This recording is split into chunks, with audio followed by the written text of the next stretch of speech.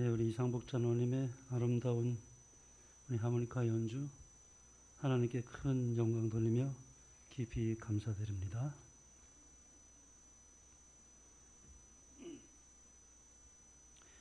교육학에서 말하기를 학습의 원리는 반복이다, 그런 말을 합니다. 반복할 때 머리에 남고 기억이 오래 남는다는 것입니다. 성경에도 보면은 같은 말을 반복 사용하는 것을 우리가 볼 수가 있습니다. 그래서 잊어버리지 않게 되죠. 복음을 가르친 사도 바울도 이런 말을 했습니다. 이 빌립보서 3장 1절에 보면 이렇게 말했습니다. 정말로 나의 형제들아, 주 안에서 기뻐하라. 너희에게 같은 말을 쓰는 것이 내게는 수고로움이 없고 너희에게는 안전하니라. 사도 바울도 이렇게 같은 말을 쓰는 것이라 그렇게 표현했습니다. 엘렌 지 화이트도 이런 같은 말을 했습니다. 어떤 문제에 대하여 한번 말했다고 해서 그 말한 것을 청중이 다 기억하고 있으려니 하고 생각지 말라. 명백하고 단순한 말로 간단하게 교훈하되 그것을 자주 되풀이하라. 긴 설교보다 짧은 설교가 훨씬 더 잘 기억된다. 아멘입니까? 그렇게 노력하겠습니다. 설교하는 우리 목사들은 청중들 가운데 그 설교하는 문제를 처음 듣는 자가 있다는 것을 생각하고 요점을 재삼 반복하여 말할 필요가 있다. 제가 이 말씀을 드리는 것은 지난 안식 설교에 한 거에 대해서 어느 분 제목이 기억나십니까? 아마 많이 거의 잊어버렸을 생각이 듭니다. 제가 저 뒤에 그 탁자 뒤에 그 유인문을 좀 올려놨는데요. 지난주 설교한 것에 대해서 명쾌하게 다시 한번 정리가 되고 기억이 되고 체계화될 수 있도록 잘 준비해서 저 뒤에 놓았습니다. 여러분들이 그걸 보시고 아마 굉장한 도움을 얻을 것이라 저는 확신합니다. 보시고 한 부밖에 제가 놓지 못했는데요. 제게 요청하시거나 이메일을 보내주시면 칼라로 된 걸 여러분들에게 전송해 드리겠습니다. 굉장히 큰 도움이 될 것입니다.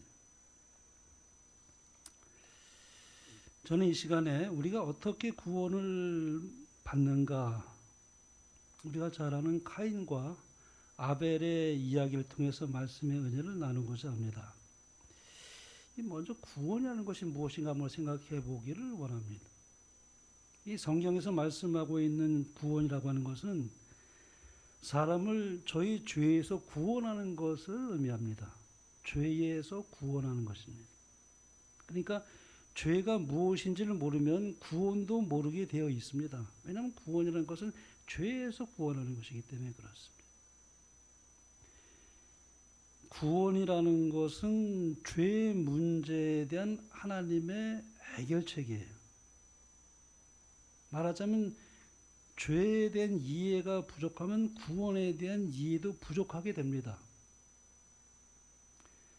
죄에 대한 이해가 잘못되면 구원에 대한 이해도 잘못되게 될 수밖에 없습니다.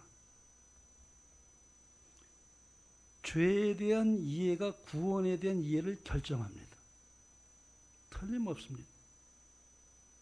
그러므로 죄의 본질을 모르면, 다시 말씀드려 죄의 개념이 잘못되어 있으면 잘못된 구원론에 빠질 수밖에 없습니다.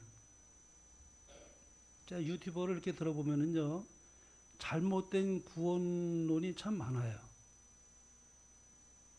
근데 그것이 왜 그런가를 생각해 보면은 죄의 개념이 잘못되어 있기 때문에 그렇습니다. 잘 분별해서 들어야 됩니다. 영감의 글에 보면 이렇게 기록하고 있습니다. 죄인이 죄를 구성하고 있는 것이 무엇인지를 알지 못하면 자기의 유죄를 깨달을 수 없다. 사람이 그리스도를 믿기만 하면 하나님의 율법을 순종하든지 불순종하든지 별로 중요한 일이 아니라고 주장하는 한 성경상 성화를 경험하기란 불가능하다. 일본 개신교회에서 율법 폐기론을 많이 가르칩니다. 예수님이 십자가에 못 박혔기 때문에 율법은 폐했다. 율법 무용론 내지는 율법 폐기를 가르치는 교회가 참 많아요. 그런 교회에서 말씀을 들으면요, 성경이 여기 말씀하고 있는 성화를 경험하기가 불가능합니다. 참 이건 심각한 얘기입니다. 죄를 구성하고 있는 것이 무엇인지를 알려면 먼저 죄가 어떻게 해서 시작되는지를 아는 것이 필요합니다. 창세기 2장 16절에 잘 아는 말씀이죠. 다시 한번 보겠습니다.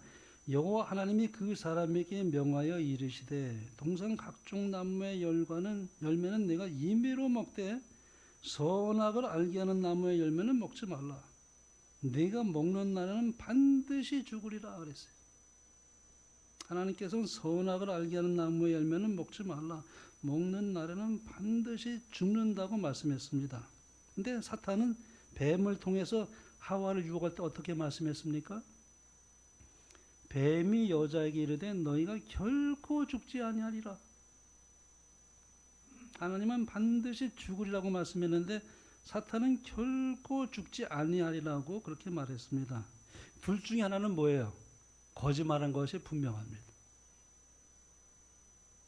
그런데 하와가 이 두 가지 말 중에서 누구의 말을 더 신뢰한 것입니까?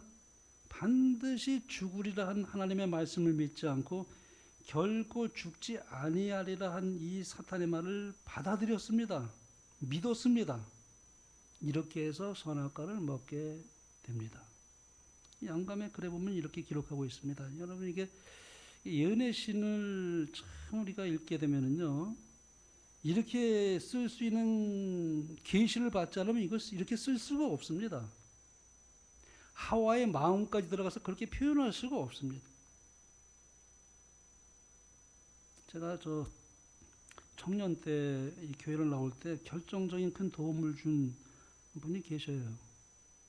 저에게 예언의 신을 많이 읽으라고 권장했고 많이 빌려줬고 그분은 문서 전도까지 하신 분이에요. 정말 예언의 신을 사랑했고 즐겨 그것을 저에게 추천했고 빌려줬어요. 근데 그분이 재림교회를 떠났습니다. 참 마음이 아파요. 예언의 신이 완전하냐 이거예요. 표절했다. 그런 것을 어디서 들어가지고 영향을 받아버렸어요. 그래서 믿을 수 없다는 거예요. 어떤 것은 맞지만 어떤 것은 틀릴 수도 있지 않느냐. 표절하지 않았느냐. 그래가지고 예언의 신을 몽땅 다 버렸어요. 그래서 교회를 안 나가요. 재림교회를 떠났습니다. 마음이 얼마나 아픈지 몰라요. 저에게 예언의 신 읽도록 많이 권했고 빌려줬던 그분이 교회를 떠났어요. 여러분, 예언의 신을 사랑하게 되기를 바랍니다. 예언의 신을 부정하거나 예언의 신을 읽지 않으면은 내가 재림교회의 남은 자손이라는 것을 부인하는 것입니다. 계시록에 말씀하고 있지 않습니까? 하나님의 계명과 예수의 증거를 가진 자 그랬어요. 예수의 증거가 영어로는 The Spirit of Prophecy 그랬어요. 예언의 신입니다. 근데 우리가 예언의 신은 성령이지 않습니까? 그러니까 우리가 예언의 신이라는 말을 쓰는 것이 좀 용어가 잘못됐어요. 우리가 엘렌 G 화이트이 기록한 그 모든 글을 예언의 신이라고 말하는 것은 조금 좀 문제가 있는 건 사실이에요. 왜냐하면 그 예언의 신인 건 성령을 가리키니까. 그런데 이 엘렌 G 화이트이 기록한 그 모든 저작 그 책들은 하나님께서 그분에게 영감을 주시고 계시를 주셨기 때문에 기록한 예언의 신의 선물이기 때문에 우리는 그렇게 표현해도 뭐 그렇게 우리가 이해가 되기 때문에 그렇게 여전히 그 말을 쓰는 것이지만 뭐 정확하게 영어를 써야 한다면 예언의 선물이 맞죠. 그러나 우리가 그것을 우리가 그렇게 귀히 여기는 이유는 너무도 이 마지막 때에 혼란스럽고 잘못된 이설이 많고 사탄이 속임수를 쓰기 때문에 거기서 넘어가지 않도록 하나님께서 계시를 통해 마지막 때에 예수를 증거하는 많은 교훈을 우리에게 주신 주옥 같은 기별이 그 예언의 신에 담겨 있습니다. 그래서 우리가 예언의 신을 정말 사랑하시게 되기를 바랍니다. 우리 안교장님이 예언의 신을 안식 전에 많이 강조를 했는데요. 참 중요한 말씀이에요. 읽어본 분만이 그것을 충분히 알게 될 것입니다. 그래서 제가 이제 이 말씀을 한 이유는 이 영감의 글에 보면 이렇게 기록하고 있습니다. 한번 좀 한번 들어보시기 바랍니다. 계시를 받지 않으면 이렇게 쓸 수가 없어요. 사탄은 하나님이 참으로 여호와 너희더러 동산 모든 나무의 실과를 먹지 말라 하시더냐고 물었다. 부드럽고 듣기 좋은 말씨, 음악적인 음성으로 하와에게 속삭였다. 하와는 하나님께서 뱀에게 말하는 능력을 주시지 않았다는 것을 알기 때문에 깜짝 놀랐다.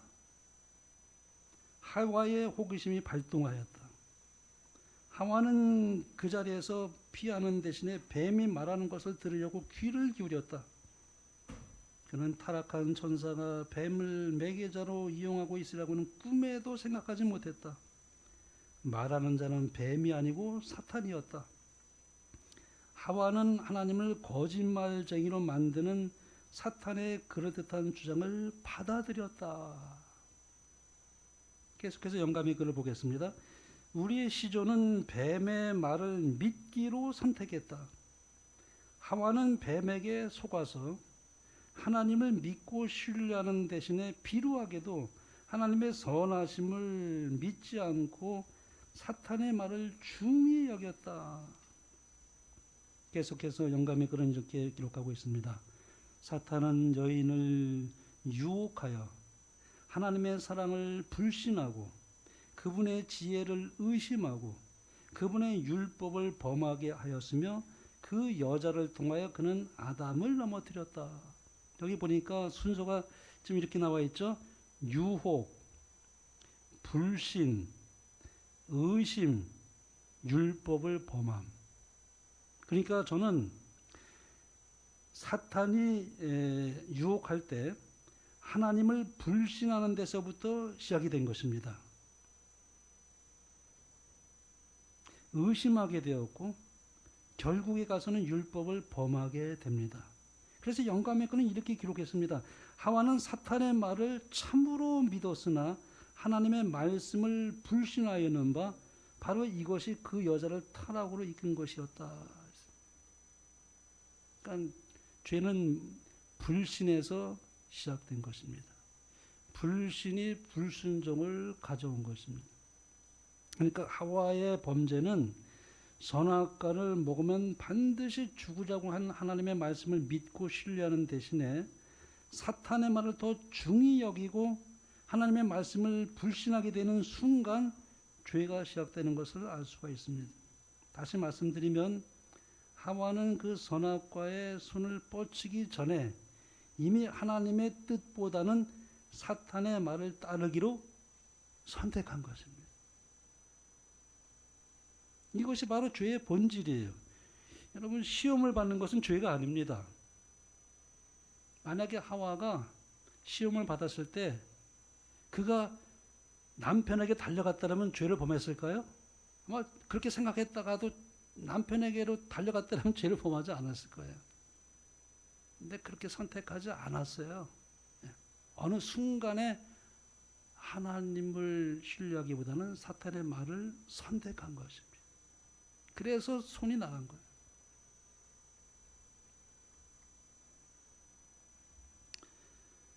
예수님도 시험을 받으셨습니다. 그러나 죄를 짓지 않으셨지요. 시험에 넘어가지 않는 한 죄를 지은 것은 아닙니다. 하와는 하나님의 말을 믿는 대신에 뱀의 말을 믿기로 선택했습니다. 그렇게 해서 죄를 범하게 됩니다. 영감의 글은 그래서 이렇게 기록합니다. 죄를 이루는 것은 큰 불순종의 행위가 아니라 지극히 작은 것에서 하나님이 나타낸 뜻과 충돌을 빚는 것이다. 그러니까 죄란 무엇인가요? 하나님의 뜻과 충돌을 빚는 것을 의미합니다. 그래서 성경은 죄를 하나님과 사람 사이의 관계적인 개념을 계속 설명하고 있어요. 관계입니다. 그러므로 성경이 말씀하고 있는 죄라고 하는 것은 생명의 근원이신 하나님의 뜻과 충돌하는 것, 이것이 죄에 대한 올바른 정의입니다. 시대소망 753페이지에 이렇게 말씀했습니다. 하나님은 생명의 근원이시다. 사람이 죄를 섬기기로 선택할 때에 하나님께로부터 분리되어 스스로 생명에서 끊어지는 것이다. 하나님은 생명의 근원이 되십니다. 그러므로 사람이 죄를 섬기기로 선택할 때에 하나님께로부터 분리되어 스스로 생명에서 끊어지는 것을 의미합니다.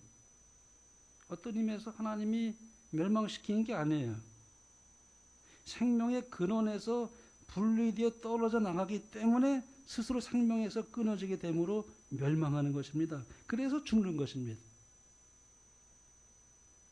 영감의 글에 보면은 이에 관련해서 또 이렇게 기록했습니다. 하나님은 생명의 근원이시기 때문에 그분과 교통함으로써만 생명을 소유할 수 있다.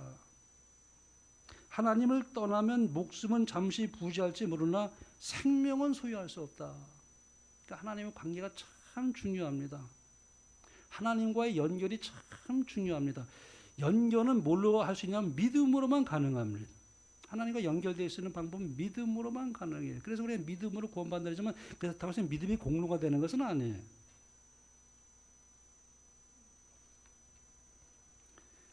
여기 참 목숨과 생명을 다르게 설명하고 있습니다. 목숨은 부지할지 모르지만 하나님을 떠나면 생명은 소유할 수 없다.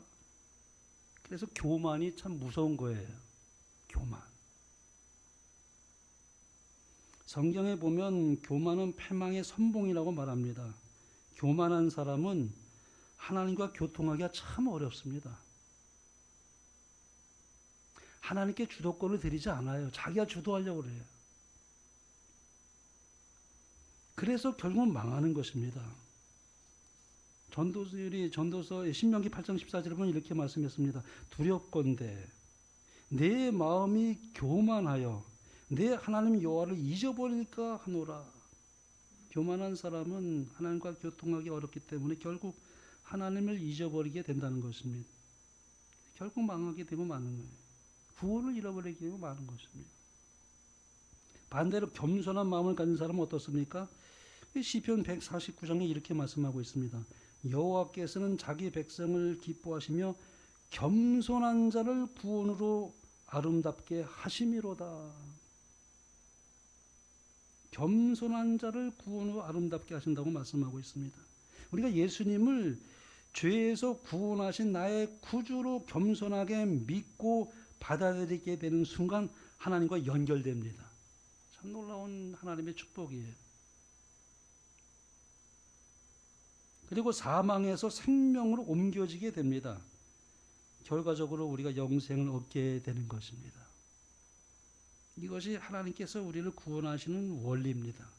사실 그렇게 구원의 그 원리는 복잡하지 않아요. 아주 간단한 것입니다. 이것을 이제 도식으로 설명만 이렇게 나타낼 수가 있습니다. 이 불신, 이 교만이죠. 그래서 불순종을 가져오게 되고 그것이 이제 죄를 가져오게 됩니다. 그러나 구원의 원리는 믿음이에요. 믿음은 순종을 가져오고 그것은 의, 곧 영원한 생명을 가져다 줍니다. 이 죄의 반대는 의죠. 그러면 의란 무엇인가? 죄의 반대인 의가 무엇인지 우리가 아는 것이 참 중요한데요. 그래서 우리가 그걸 알아야 구원 얻는 길이 이제 분명하게 눈에 보이기 시작합니다. 영감의 글에 보면 이렇게 설명하고 있는데요. 굉장히 중요한 말씀이기 때문에 제가 여러분들에게 좀 천천히 묵상하면서 좀 읽어보겠습니다. 여러분들 한번 좀 그렇게 좀 읽어보시면 좋겠습니다. 의라고 하는 것은 율법에 순종하는 것이다. 율법은 의를 요구하는데 바로 이것을 죄인이 율법에게 빚지고 있다. 그러나 죄인은 그 빚을 갚을 능력이 없다. 그가 의에 이를 수 있는 유일한 방법은 오직 믿음을 통해서 얻는 것뿐이다. 그는 믿음에 의해서 그리스도의 공로를 하나님께 가져갈 수 있으며 하나님께서는 그분의 아들의 순종하심을 죄인의 계정에 두신다. 이게 굉장히 아주 중요한 복음의 아주 정확하고도 아주 우리에게 잘 설명해 주는 놀라운 그런 영감의 표현입니다. 하나님께서는 회개하고 믿는 영혼을 받으실 뿐만 아니라 용서하시고 의롭게 하시며 그를 마치 의인인 것처럼 간주하시고 당신의 아들을 사랑하신 것처럼 그를 사랑하신다. 믿음이 의로 간주되는 것은 바로 이러한 까닭에서이다. 이게 얼마나 분명한 설명인지. 구원에 이르는 길을 우리에게 아주 분명하게 말씀해 주고 있습니다. 그래서 이제 가인과 아벨 얘기를 좀 제가 하려고 합니다. 하나님을 열심히 섬기면서도 잘못된 길을 얼마든지 갈 수가 있습니다. 사도 바울은 이스라엘을 보면서 이렇게 탄식했습니다. 내가 증언하노니 그들이 하나님께 열심히 있으나 올바른 지식을 따른 것이 아니니라. 하나님의 의를 모르고 자기의 의를 세우려고 힘써 하나님의 의에 복종하지 아니하였느니라. 참 놀라운 것은 이것입니다. 열심히 없었던 것이 아니에요. 오히려 열심히 있었어요. 그런데 뭡니까? 방향이 잘못된 것입니다. 마라톤 선수가 아주 열심히 달립니다. 근데 달리다가 방향이 잘못됐어요. 어떻게 되겠습니까? 열심히 달릴수록 목적지에서 멀어집니다. 열심히 달려요. 근데 목적지에서 점점 더 멀어지는 것입니다. 영적인 문제도 똑같습니다. 신앙생활을 열심히 하는 것은 참 중요합니다. 열심을 내야 돼요. 그러나 그보다 먼저 물어야 할 것이 뭐냐면은 내가 어느 방향으로 달리고 있는가. 그 방향이 잘못되면 그 열심도 아무 소용이 없습니다. 바울은 이스라엘에 대해서 이렇게 말했습니다. 그들은 하나님께 열심히 있었다 그랬어요. 율법도 알고 있었습니다. 기도도 열심히 했습니다. 금식도 했습니다. 헌금도 했습니다. 성전에서 열심히 봉사도 했습니다. 근데 문제가 있었어요. 하나님의 의를 모르고 자기 의를 세우려고 힘썼다. 그래서 우리가 이제 살펴본 것이 이제 카인의 길이에요. 그렇다면 의란 무엇인가? 우리가 흔히 생각하는 의는 이런 것입니다. 나는 좋은 사람이 되어야 한다.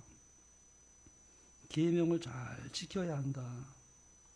착하게 살아야 한다. 물론 그리스도인들은 이러한 삶을 살아야 됩니다. 그러나 성경이 말씀하고 있는 의가 무엇인지 먼저 생각해 볼 필요가 있습니다. 엘렌 지 와트는 이렇게 말했어요. 의란 거룩하고 하나님과 같이 되는 것이다. 의는 하나님의 율법과 일치되는 것이다.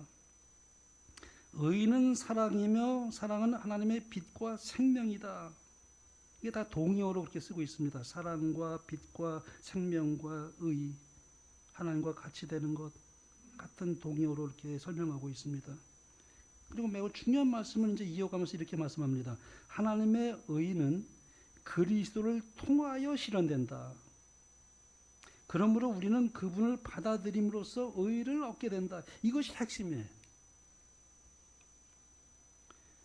의는 내가 만들어내는 것이 결코 아닙니다.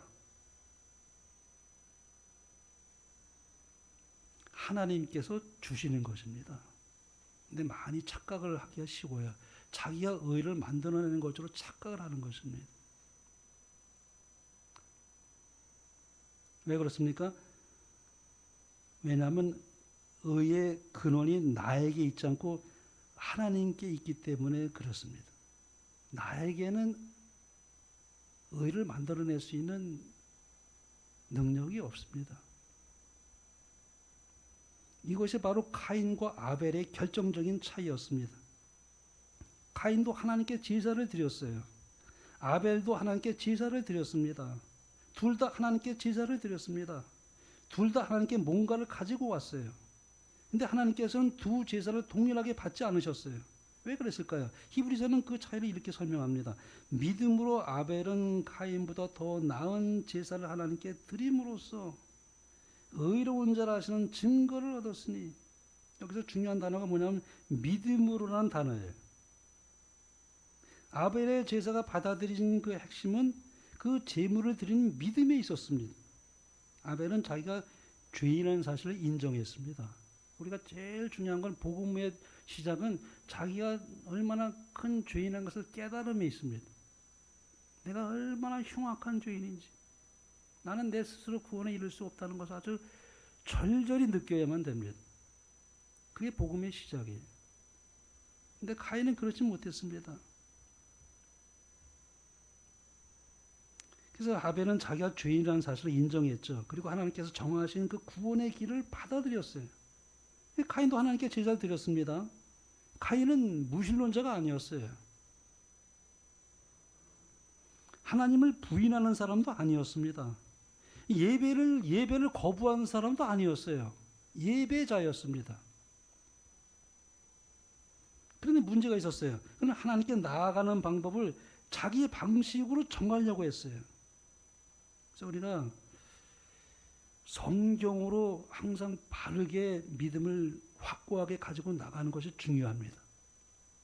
이 마지막 때에 선악의 대쟁투에서 살아남는 사람들은 성경의 진리로 방어하는 자 외에는 다 사탄에게 넘어갈 것이라는 그런 강력한 권고를 하고 있습니다. 그러면 우리는 성경을 연구해야 됩니다. 성경을 보는 눈이 열려져야 됩니다. 복음을 깨닫는 그 빛이 성경에서 와야 됩니다. 전 그렇게 생각합니다. 하나님께서 요구하시는 믿음의 길보다는 가인은 자기의 방식에 의존했습니다. 이것이 자기의 의가 됐어요. 하나님께 나아가는 방법을 자기의 방식으로 정하려고 했습니다. 아벨은 자기의 의를 가지고 하나님께 나아가지 않았죠. 그는 어린 양을 가지고 왔습니다. 생각해보면 양 키우는 것이 더 쉬워요? 농사하는 게 더 쉬워요? 제가 보니까 뭐 텃밭 농사하는데 이게 쉽지 않더라고요. 저 어렸을 때 양 키워봤어요. 근데 양은 그냥 데리고 다니면서 풀 먹이면 돼요. 근데 이건 얼마나 해충도 많고 참 텃밭 어렵습니다. 그러니까 아벨보다는 카인이 더 아마 고생을 많이 했을 거라 생각이 좀 들어요. 뭐 땀도 많이 흘리고 그 소산을 들이지 않았습니까? 그 땅의 소산을. 자기가 수고한 걸 가지고 하나님께 나왔어요. 이걸 하나님 받으셔야 되는데, 저렇게 형편없이 말이야, 그냥 놀면서 저기 양이나 키운 저가 드린, 그게 됩니까, 하나님? 내 거를 받아주셨는데 왜 저걸 받은 적을. 그래가지고 가인이 분노하지 않았습니까? 자기의 공로를 가지고 나왔어요. 자기의 의를 가지고 나왔어요. 근데 아벨은 전적으로 하나님의 방법을 따랐죠. 그 양이 누구를 가리키는가? 나의 구주예요. 나는 죄인이에요. 나는 아무 공로가 없는 것입니다. 그 어린 양은 자기를 대신해서 죽는 희생제물이었습니다. 아벨은 자기 자신을 스스로 구원할 수 없다는 사실을 인정한 것입니다. 이것이 바로 믿음이죠. 더 나은 제사를 드린 것입니다. 저에게는 이 원리를 이해하는데 평생 잊지 못할 경험이 하나 있었는데, 그 오늘 안식일 시간에 제가 간증을 한 것입니다. 저희 평생 잊지 못해요. 그때는 몰랐지만 세월이 지난 다음에 그것은 더 많이 정확하게 깨닫게 되었습니다. 그때 저는 단지 하나님께서 나를 살려주셨다고만 그렇게 생각을 했어요. 하나님이 나를 살려주셨다. 얼마나 감사한가. 근데 세월이 지나면서 그 사건을 다시 회고해 보게 되었습니다. 그날의 경험이 믿음으로 말미암는 의의 원리를 이해하는데 아주 작은 그림자처럼 다가오기 시작했어요. 제가 처음에 무엇을 했습니까? 나 자신을 의지했어요. 내가 아주 죽도록 헤엄을 쳤어요. 온 힘을 다했어요. 몸부림쳤습니다. 근데 결과는 점점 더 육지와 멀어졌어요. 그렇게 열심히 최선을 다했는데, 이것이 죄인의 모습이라는 것을 제가 나중에 또 깨닫게 되었습니다. 우리는 죄에서 벗어나려고 참 노력합니다. 결심도 합니다. 근데 그 결심이 썩은 새끼줄 같아요. 여러분 그거 인정하십니까? 썩은 새끼줄이에요. 조심해봐요. 썩은 새끼줄입니다.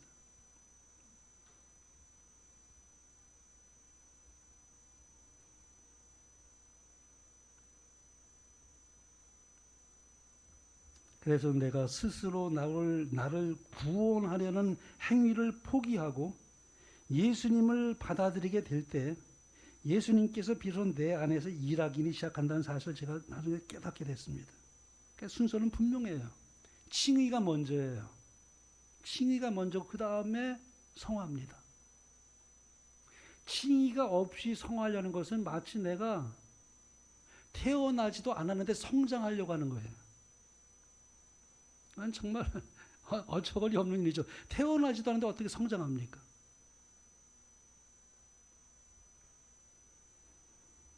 그러므로 성화는 구원을 얻기 위한 값이 아니에요. 구원을 받은 사람이 경험하는 열매입니다. 예를 들어 사과가 열려서 사과나무가 되는 것이 결코 아닙니다. 사과나무이기 때문에 사과가 자연히 열리는 거예요. 이 비유가 참 많은 이해를 도와줍니다. 마찬가지예요. 우리가 순종해서 하나님의 자녀가 되는 것이 결코 아닙니다. 하나님의 자녀가 되었기 때문에 순종의 열매가 자연스럽게 나타나는 것입니다. 그러므로 우리가 오늘 특별히 주의할 것이 있어요. 가장 위험한 것은 불신앙이 아니라 오히려 자기의 의일 수가 있어요. 나는 하나님을 믿지 않아 라고 말하는 사람이 오히려 자기의 문제를 쉽게 발견할 수도 있어요. 그러나 더 어려운 사람은 나는 하나님 위해서 열심히 활동하고 있어. 나는 라고 생각하는 사람이 어려울 수가 있어요. 이 니고데모가 그랬습니다. 바리새인들이 그랬습니다. 가인도 마찬가지예요. 제가 바다에서 살아나면서 경험했던 가장 중요한 순간은 사실 제가 헤엄치기 시작했던 순간이 아니었어요. 가만히 보니까. 오히려 반대였습니다. 제가 더 이상 제 힘으로 살 수 없다는 사실을 깨닫고 하나님께 온전히 맡게 된 순간 그때 구원이 시작됐어요. 그래서 제가 그게 영적으로 말하면 믿음을 말하면 의를 경험한 것이나 똑같네. 그걸 제가 깨닫게 됐어요.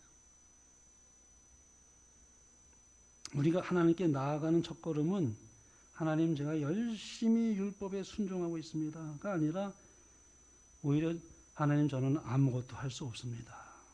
절망이 아닙니다. 그것이 복음의 시작이에요. 왜냐하면 그 순간에 비로소 우리의 눈이 나에게서 예수님께로 향하게 되기 때문에 그렇습니다. 그때서 십자가가 보이기 시작해요. 그래서 예수님이 이 땅에 오셨구나. 근데 여기서 아주 중요한 것이 있습니다. 믿음으로 말미암는 의는 한 번 예수님을 바라보고 끝나는 것이 결코 아니라고 하는 사실이에요. 어제도 바라보았지만 오늘도 바라봐야 돼요. 어제로서 족하지 않습니다. 어제의 구원을 받는 게 아니라 오늘의 믿음으로 구원받습니다. 어제 받은 생명으로 오늘 독립해서 살지 못할 수도 있어요. 어제의 은혜로 오늘의 시험을 이기지 못할 수도 있습니다. 어제의 믿음으로 오늘의 유혹을 견디지 못할 수도 있습니다. 그러므로 날마다가 필요해. 날마다 예수님을 필요로 하는 것입니다. 엘렌 G 화이트는 그래서 이렇게 권면했습니다. 아침마다 그대 자신을 하나님께 바치라. 그리고 이 일을 그대가 첫째로 할 일로 삼으라. 그 다음에 이렇게 기도하라고 말씀합니다. 오 주여 나를 받으사 온전히 당신의 것으로 삼으소서. 이것이 바로 아벨의 길이었습니다. 날마다 다시 예수님께 나아가는 것입니다. 그래서 엘렌 G 화이트는 시대의 소망에서 아주 놀라운 말씀하는데요. 율법은 즉 의로운 생애, 완전한 품성을 요구하지만 인류는 그 요구에 도달할 수 없다. 도달할 수 없습니다. 제가 나갈 수가 없었어요. 제가 아무리 용을 쓰고 제가 잠수까지 해보고 제가 자유용을 하고 정말 저의 모든 수용 실력을 다 동원했지만 나갈 수가 없었어요. 근데 배영을 하니까, 기도를 하니까 하나님께 맡기고 물에 맡기니까 그게 저를 육지로 가져다 주었어요.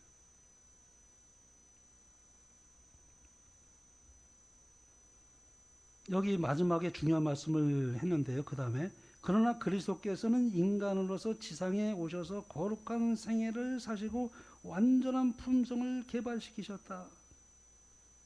그리고 그 완전한 품성을 그것을 받고자 하는 모든 사람들에게 값없이 선물로 주신다.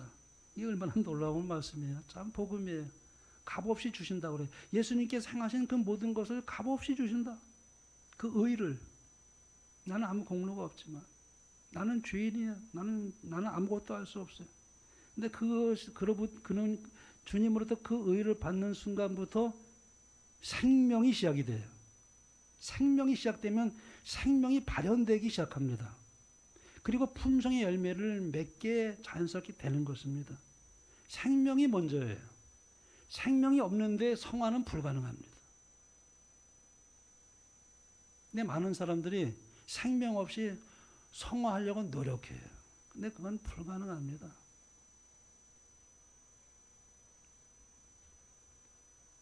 율법은 우리에게 의를 요구합니다. 근데 우리가 그 의를 만들어낼 수가 없어요. 그래서 예수님께서 오셨습니다. 그분께서 우리가 살아야 할 생애를 대신 사셨어요. 그분은 우리의 대표자가 되시기 때문에 그분께서 완전한 품성을 그래서 이루셨습니다. 그리고 그것을 우리에게 선물로 주셔요. 오늘 우리는 두 사람을 보았습니다. 이 카인과 아벨. 둘 다 하나님을 찾았습니다. 둘 다 제사를 드렸어요. 한 사람은 자기 자신을 의지했고 다른 한 사람은 하나님의 약속을 의지했습니다. 한 사람은 자기 의를 가지고 왔어요. 그러나 다른 사람은 아벨은 하나님께서 마련하신 희생을 가지고 왔습니다. 오늘 우리는 이 두 길 가운데 하나에 서 있어요. 카인의 길인가 아벨의 길인가, 그 기로에 서 있습니다. 믿음으로 말미암는 의는 우리의 행위를 없애는 것이 결코 아닙니다. 그것은 우리 행위의 근원을 바꾸는 거예요. 행위가 중요하지 않다는 것이 아닙니다. 행위의 근원을 바꾸는 거예요. 다시 말씀드리면 내가 구원을 얻기 위해 순종하는 것이 아니라 구원을 받았기 때문에 내가 사랑으로 순종하는 거예요. 그리스도를 받아들였기 때문에 그분의 의가 내 삶에 나타나는 것입니다. 그리고 이것은 한 번의 경험으로 끝나지 않아요. 날마다. 그래서 사도 바울은 날마다 죽노라 그랬어요. 날마다가 중요합니다. 어제로서 족하지 않습니다. 오늘 아침에 말씀을 봐야 되고 기도해야 되고 그리고 완전히 하나님께 맡기는 삶을 날마다 해야 됩니다. 끊어지시면 안 됩니다. 오늘도 예수님이 필요해요. 내일도 예수님이 필요합니다. 마지막 순간까지 우리는 예수님이 필요합니다. 우리 모두가 날마다 자기 의를 내려놓고 그리스도의 의를 날마다 붙들며 우리가 믿음으로 말미암아 의롭다 하심을 얻고 성령의 능력으로 그 의가 우리의 삶 속에 풍성한 열매를 맺게 되는 여러분과 저의 삶이 되길 바라며 말씀을 마치겠습니다.